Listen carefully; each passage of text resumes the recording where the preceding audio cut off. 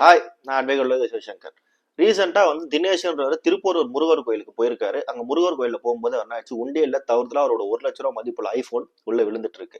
இது சம்பந்தமா அவர் அவங்க சொல்றாரு. அவங்க என்ன சொல்றாங்க, சட்டப்படி நாங்க ஓபன் பண்ணக்கூடாது சார் அப்படின்னு சொல்லிட்டாங்க. அவரும் கிளம்பிட்டு இருக்காரு.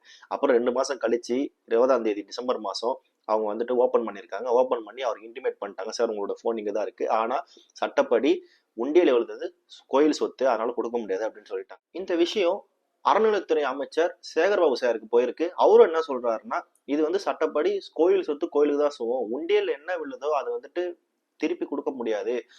மீறி ஏதாவது விதிகள் இருந்துச்சுன்னா நாங்க என்னன்னு சொல்லுவோம்னு சொல்லிட்டு அவரும் இதுக்கான ஒரு பதில் கொடுத்திருக்காரு.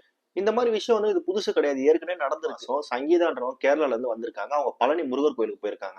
துளசி மாலையை கழட்டும் போது தவறுதலா அவங்களுடைய 1.75 kg தங்க செயின் அந்த உண்டியில விழுந்துருச்சு. இதை அவங்க அங்க இருக்கிறவர்கிட்ட சொல்றாங்க. அவங்க சிசிடிவி ஃபுட்டேஜ் பாக்குறாங்க.